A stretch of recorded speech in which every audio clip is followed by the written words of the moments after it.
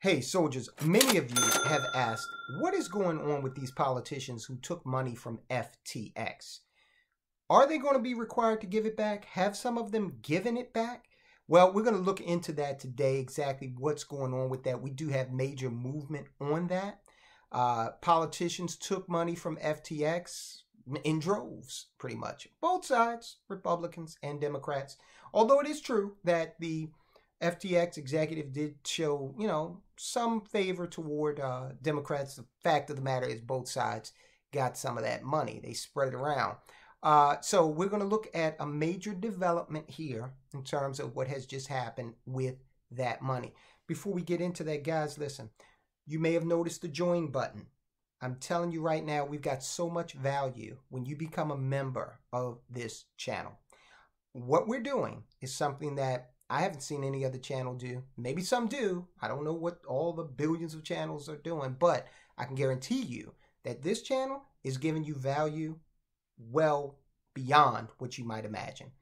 What we're doing is we're taking this a step further and giving you some practical knowledge that you can put into place as this economy evolves so that you can better understand all of these asset markets that are taking place out here and allowing people to make money even in these turbulent times. Now, I want you to check it out, guys. I guarantee you, you'll love it.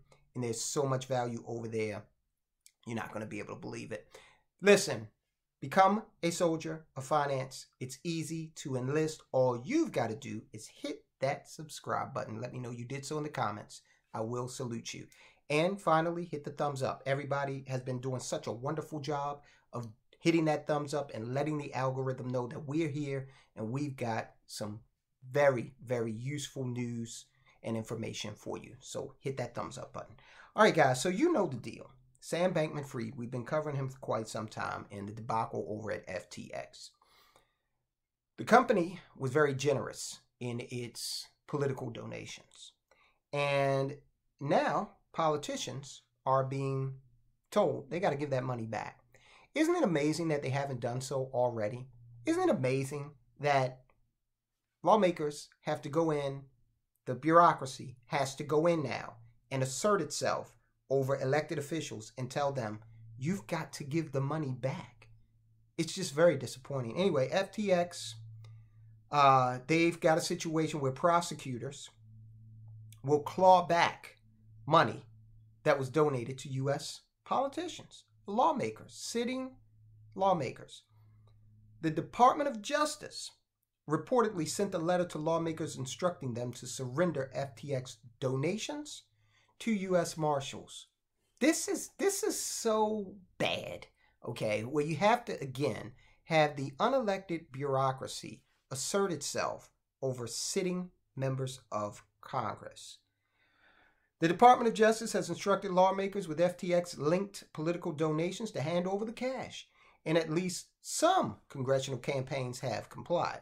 Representative Bob Latta, a Republican from Ohio, was one of the campaigns the DOJ contacted earlier this year regarding political donations from FTX, as well as its associated subsidiaries and individual employees. Ryan Salame, the former chief executive of FTX Global Markets, gave $2,900 to Latta's campaign in October of 2022. Data from the Federal Election Commission indicates that. Salame gave, I hope I'm pronouncing that right, gave a total of nearly $23 million to candidates during the 2022 midterm election cycle, almost exclusively to Republicans. Latta's campaign voluntarily transferred the funds shortly after receiving the notice from the DOJ, his team told Blockworks on Wednesday. The exchange appears to have taken place earlier this year. So this guy Latta said, look, let's go ahead and get the money back. They waited until they got the letter. If I was running that office, I wouldn't have done that. It's clear that this is tainted money. Okay, we've had people plead guilty in the case. Okay, I wouldn't have wanted anything to do with it, but he did eventually give it back.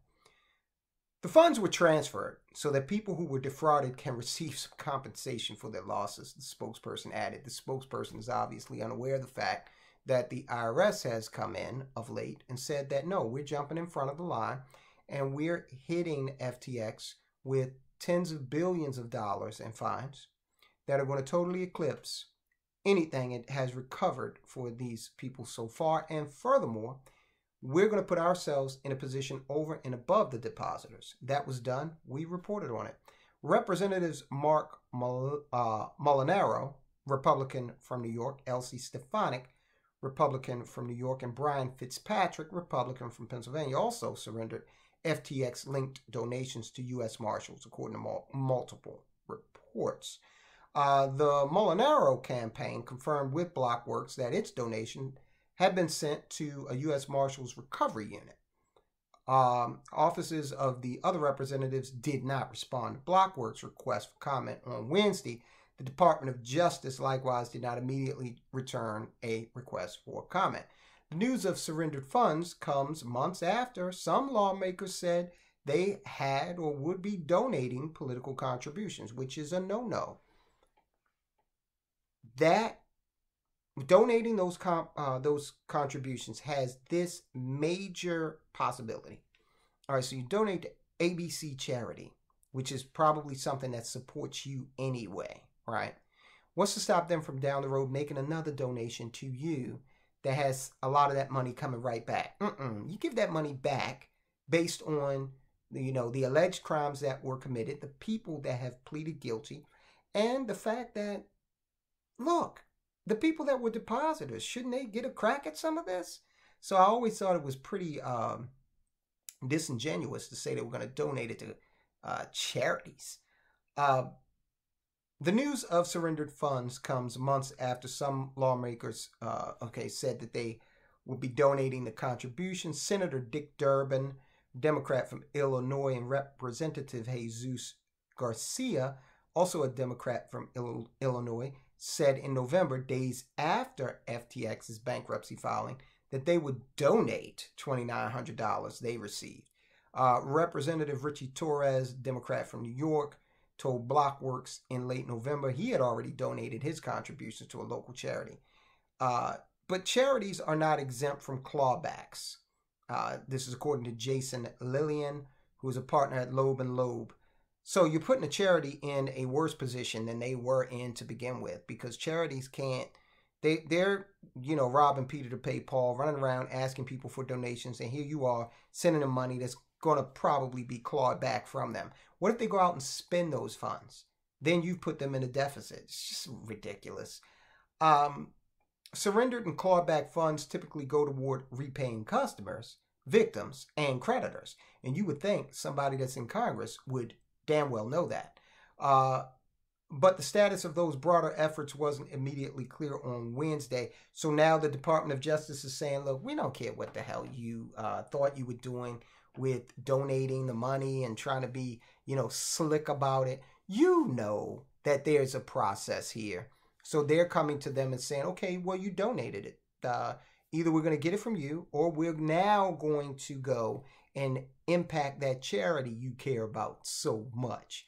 Okay, so this is what's going on. The impact continues to reverberate throughout the nation, the world, with regard to the fallout of the crypto exchange FTX.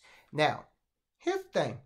You got to believe that these people who donated, who received funds, okay, are none too happy right now at one Sam Bankman-Fried, who has been alleged to have committed crimes. He has been charged. The government has a burden of proof. We'll see if they can prove their case, if they want to put him in prison. But you got to believe that this is not the way to make friends and influence people. If you're now, the donations you made and your company made are resulting in putting politicians in a position whereby they are being called onto the hot seat by the Department of Justice. Who the hell wants to receive this kind of letter from, of all organizations, the Department of Justice, right? Okay, so Looks like the Republicans went ahead and gave their money back. Democrats are trying all kinds of little tricks, like giving it to charity. Or what a tangled web we weave. All right. Speaking of the U.S. government, and in this case, the Senate, take a look at what the United States Senate thinks it can do to a sovereign nation. This is an act of crypto colonialism right here in 2023. You will not believe this. They're trying to control, potentially, another nation state and how it runs its economy. Nothing new for the United States of America, right? Watch the video, guys. I'll talk to you soon.